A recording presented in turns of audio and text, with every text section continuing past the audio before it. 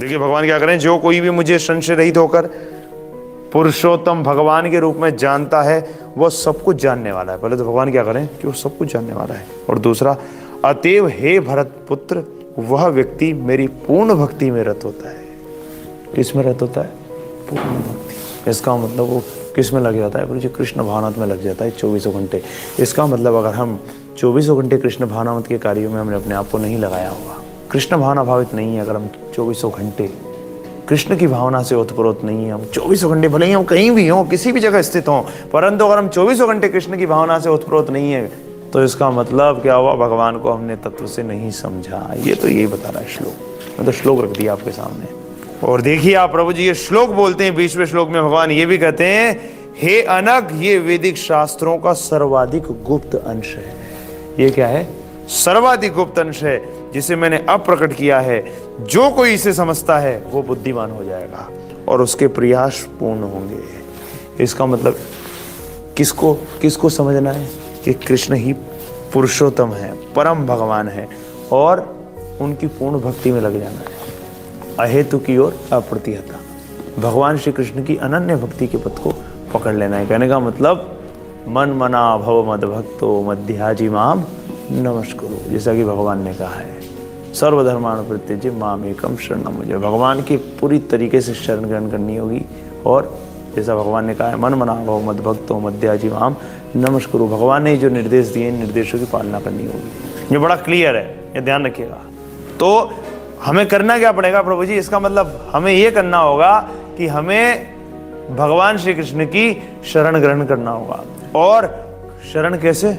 24 घंटे, 24 घंटे कृष्ण भावना भावित रहना होगा। क्योंकि ध्यान रखिए प्रभु जी, समझो आप, वापस आना पड़ेगा इसी भौतिक जगत में। इसलिए भगवान क्या है? हमारे हितैषी हैं प्रभु जी।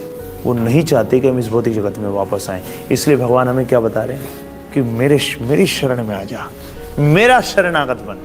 और जब हमें ये सुझाव दिया जाता है कि सर्वधर्मान् परित्यज्य माम एकम शरणम व्रज, तो सारे के सारे बद्ध जीव सोचने लगते हैं मुझे पाप लगेगा, मेरा क्या होगा, मेरी बहुत सारी रेस्पॉन्सिबिलिटियाँ और मेरी बहुत सारी जिम्मेदारियाँ, ये दिमाग में विचार आता है।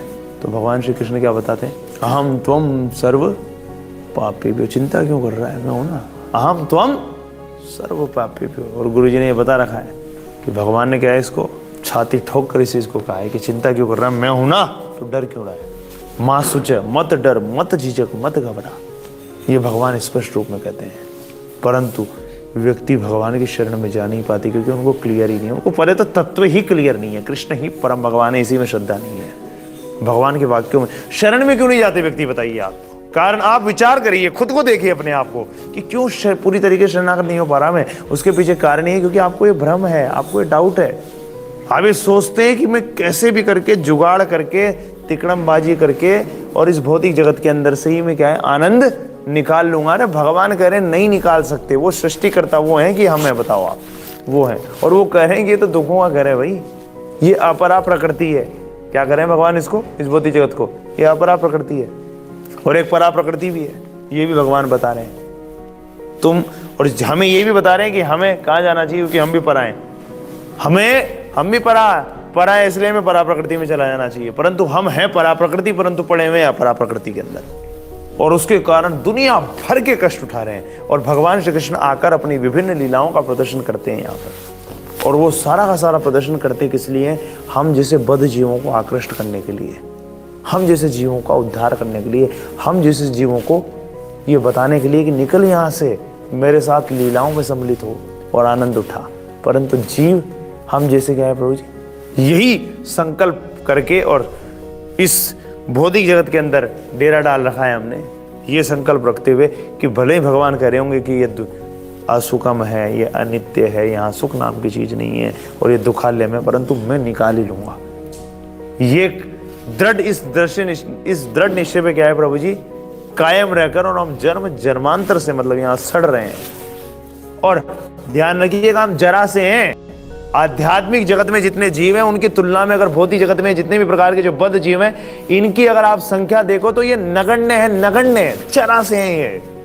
परंतु भगवान इतने कृपालु हैं, इतने दयालु हैं, उनकी हमारे ऊपर इतनी कृपा है कि भगवान कृष्ण हमें इतने जरा से जीवों के लिए क्या है, बार बार इस धराधाम पर आते हैं। कभी स्वयं आते हैं, कभी उनके अवतार आते हैं, कभी उनके पार्षद गणों को भेजते हैं, और ये सब आकर के हमको विश्वस्त करते हैं, हमें बताते हैं कि छोड़ो इस भौतिक जगत को, निकलो इससे, यहाँ पर रहने का बंदोबस्त मत करो, बल्कि यहाँ से निकलने का बंदोबस्त करो, 24 घंटे अपने आप को कृष्ण भावनामृत में स्थिर रखो, ये सब बताते हैं। परंतु ना हम भगवान कृष्ण का सुनते, ना उनकी विभिन्न अवतारों की बात सुनते, ना ही उनके पार्षदों की बात सुनते, और ना ही जो विभिन्न आचार्य आते हैं और भगवत भक्ति का हमें संदेश देते हैं उनकी बात हम सुनते हैं। हम मूर्खों की बात सुनते हैं। इसलिए क्या होता है प्रभु जी, मूर्खों की जो गति होती है वही हमारी गति होती है। इसलिए मैं हाथ जोड़कर आपसे प्रार्थना कर रहा हूँ, शास्त्रों में जो इतने कथन दिए गए हैं इनमें श्रद्धा रखिए, कृष्ण भगवान की परम स्थिति को समझिए, उनकी लीलाओं की दिव्य प्रकृति को समझिए,